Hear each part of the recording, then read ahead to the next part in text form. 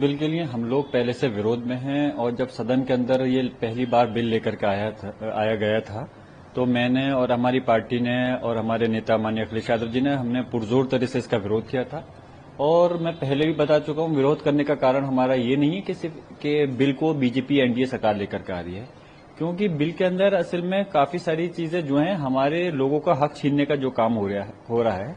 इस वजह से हमने इस बिल का अपोज किया था। फिर जब सरकार ने जेपीसी में भेजा तो हमें कुछ उम्मीद लगी कि शायद उसके अंदर जो कमियां हैं उनको दूर कर दिया जाएगा, लेकिन सिर्फ उसमें खाना पूर्ति हुई और सिर्फ अपनी मनमर्जी के मुताबिक रिपोर्ट को पेश कर दिया गया। अब हम इस बिल के सिलसिले में हिंदुस्तान के जो हमारी समाज के, हमारे कौम के जो जिम्मेदार लोग हैं, सब लोग मिलकर के इस पर हम बैठक कर रहे हैं, बात कर रहे हैं, चर्चा कर रहे हैं। और जहां सदन में इसकी मुखालफत कल को बिल आएगा तो हम पूरी मजबूती के साथ में इस बिल का विरोध करेंगे। सरकार के पास भले ही बहुमत का आंकड़ा है, लेकिन जो इसके सहयोगी दल हैं वो लोगों को, उनको पता है कि इस बिल का अगर वो समर्थन करते हैं तो आने वाले समय में उनको इसका बहुत बड़ा खामियाजा उठाना पड़ेगा। इसलिए हम चाहते हैं कि सरकार तानाशाही से हटे और इस बिल को वापस ले।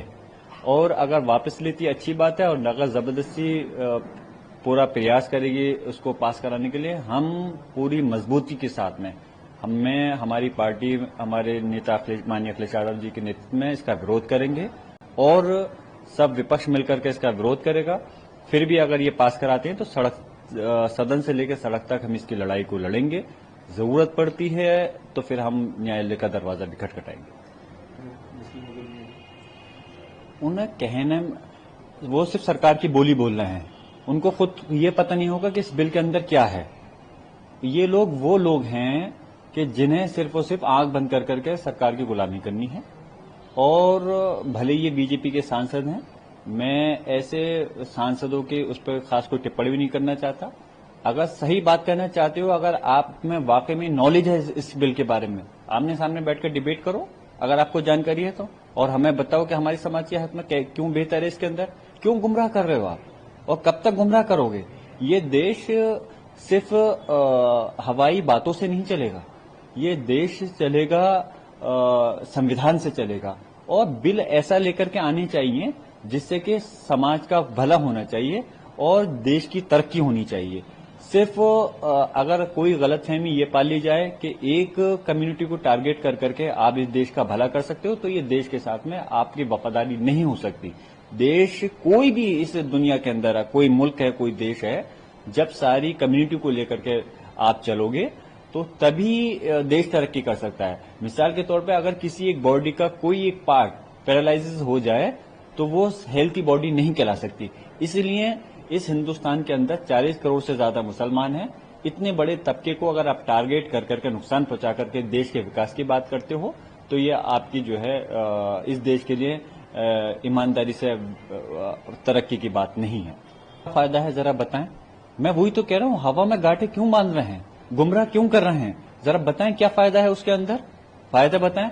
ये लोग तो वही लोग हैं, ये बीजेपी एनडीए के लोग जो 3 कानून किसानों के लिए लेकर के आ रहे थे और जबरदस्ती थोपने का काम कर रहे थे कि नहीं सही है। अरे जो लोग किसान देखिए, कोई सिर्फ मुस्लिम समाज के नहीं, सारे धर्मों के लोग हैं इस देश के अंदर और वो रीढ़ की हड्डी हैं इस देश की। वो लोग मना कर रहे हैं कि हमें इन बिलों की जरूरत नहीं है, तो सरकार जबरदस्ती थोपने का काम कर रही। किसने नहीं देखा, देश और दुनिया ने देखा कि 1 साल से ज्यादा तक हमारे किसान समाज के भाई, उन्होंने गर्मी, ठंड और बरसात में धरना दे कर करके कैसी कैसी सहे और कितने लोग शहीद हुए, और उन्होंने इस बिल की वापसी के लिए वो करी। तब जाके सरकार अपनी हटदर्मी से हट करके उन बिलों को रोका। जो सरकार वो लेकर के बिल लेकर के आ रही थी ड्राइवरों के लिए कि जबरदस्ती की ये हक में है, बाद में जब हंगामा हुआ तो उसको रोकना पड़ा। जो सरकार इस देश के कानून के उसमें जो वकीलों के खिलाफ लेकर के आ रही थी, उसमें जब धरने प्रदर्शन हुए तो उन बिलों को रोकना पड़ा। तो खाली कहने से, थोपने से कोई काम नहीं चलेगा। ये सरकार जबरदस्ती में जो बिल लाना चाहती है, मेरा कहने का मकसद ये है कि अगर बिल आप ऐसा लेकर आओगे जिससे कि हमारे देश की तरक्की है, जिससे कि यकीनन सारे समाज को फायदा मिलेगा, तो हम 2 कदम आगे बढ़कर के उस बिल का समर्थन करेंगे। हम सिर्फ इस बुनियाद पे बीजेपी आरएसएस की मुखालफत, एनडीए की मुखालफत नहीं करना चाहते कि हम उसके विपक्ष में हिस्सा में। हम सिर्फ इसलिए करते हैं क्योंकि वो हम उसकी पॉलिसी, उसके मुद्दों पे हम मुखालफत करते हैं। अगर अच्छा बिल लाएंगे तो हम यकीनन समर्थन करेंगे, लेकिन मैं चाहता हूं कि जल्दबाजी में, तानाशाही में इस प्रकार के बिलों को नहीं लाना चाहिए। इन चीजों का राजनीतिकरण नहीं होना चाहिए। देश की सबसे बड़ी पंचायत है संसद, उस पर सब लोगों की निगाह टिकी होती है।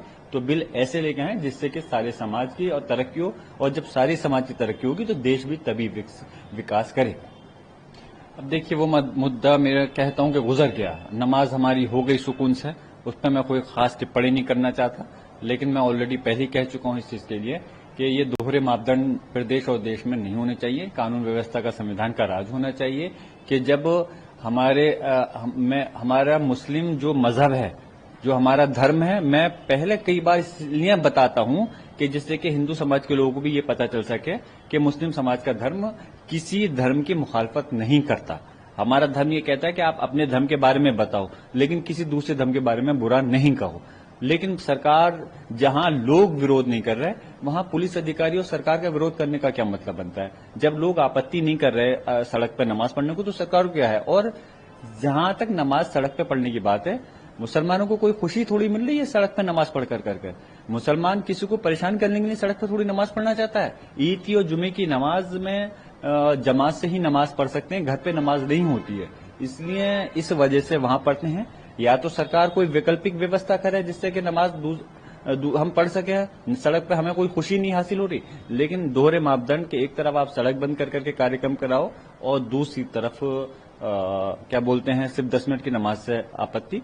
तो इस प्रकार की ये सिर्फ और सिर्फ राजनीतिकरण करने का मुद्दा है, इससे ज्यादा और कुछ नहीं है। इसलिए मैं पहले कह चुका हूं कि जो सही बात होगी उसका मैं समर्थन करूंगा, जो गलत होगी मेरा फर्ज बनता है एज ए विपक्ष होने के नाते उसकी मैं मुखालफत करूंगा। देखिए, कहाँ का कौन कंपेयर कर रहा है भाई? अरे, सबके धर्म के जुलूस, धार्मिक कार्यक्रम अलग होते हैं, धार्मिक व्यवस्थाएं अलग होती हैं। इबादत करना, मुस्लिम अलग तरह से इबादत करता है, हिंदू समाज अलग तरह से इबादत करते हैं। हमें क्यों कंपेयर करेंगे? किसी का जुलूस अलग तरीके से होता है। हमारा मकसद उस चीज का नहीं, हमारा मकसद इस चीज का है कि ये जो हमारा संवैधानिक हक है, हर इंसान को इस देश के अंदर अपने धार्मिक कार्यक्रम करने की, धर्म को अपनाने की, अपने इबादत करने की, धार्मिक स्थल को जो उनका हक है वो हक उनका मिलना चाहिए, वो अधिकार उनसे नहीं छीनने चाहिए। इस वजह से हम इसलिए कहते हैं कि इस प्रकार किसी पे इस टाइप की पाबंदी लगाना संवैधानिक रूप से उनके हक को छीनने की बात है।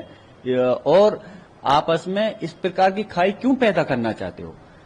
जब हिंदू मुसलमान जब मिलकर के रह रहे हैं तो इस प्रकार की दीवार खड़ी करने से क्या हासिल हो रहा है? ये तो अगर आप देश, प्रदेश और देश के विकास की बात करते हो तो इस दीवार को तोड़ना पड़ेगा।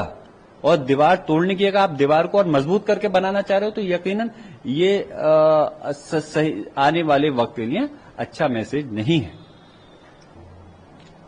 हम अगर ऐसी कोई माननीय न्यायालय ने अगर कहा है तो हम तो उनका सम्मान करते, हमने कब मना करा? हमने तो पहले कह चुके हैं, जहां हमें पुलिस प्रशासन और शासन से हमें इंसाफ नहीं मिलेगा तो हम कोर्ट का दरवाजा खटखटाएंगे। और इसलिए जब जब जरूरत हुई है कोर्ट को हम गए भी हैं और हमें उम्मीद है कि इंसाफ मिला भी है। अगर माननीय न्यायालय ऐसा कहता है, न्यायालय के मतलब उसका खर्चा उठाना चाहिए, तो उसमें कोई आपत्ति नहीं है। उसका खर्चा जो है उठाने के लिए हम लोग तैयार हैं। किसने हमने कब मना करा? हमें इस चीज की आपत्ति नहीं है कि हम इस चीज पर अड़ें कि नहीं, हम नहीं उठाएंगे, इसका एएसआई वो उठाए। लेकिन जब संरक्षण एएसआई कर रहा है, वैसे तो उनको ही करना चाहिए, लेकिन अगर माननीय न्यायालय का ऐसा कोई आदेश होगा तो हम उसका पालन करेंगे। लगातार नाम बदलने का सिलसिला जारी है, उत्तराखंड में भी कुछ जगह का नाम बदला गया है। अगर नाम बदलने से देश का विकास हो सकता होता तो फिर और इतना हजारों करोड़, लाखों करोड़ रुपए बर्बाद करने की जरूरत क्या पड़ती? मैं कहता हूं, अगर बीजेपी एनडीए को ऐसा लगता है कि नाम बदलने से इस देश की तरक्की कर सकते हैं, तो जो लाखों करोड़ रुपए के जो बजट लेकर के आ रहे हैं, तो इसको पैसे को का जो देश का कर्जा है उसको उतारें और उसको संरक्षण कर करके उसको रखें, इमरजेंसी फंड के रखें। तो खाली नाम बदलना अगर उनको इस चीज से लगता है तो। लेकिन ये सब जानते हैं आजकल समाज इतना जागरूक है कि नाम बदलने से सिर्फ आप मुद्दों से भटका सकते हो, नाम बदलने से देश की तरक्की संभव नहीं है।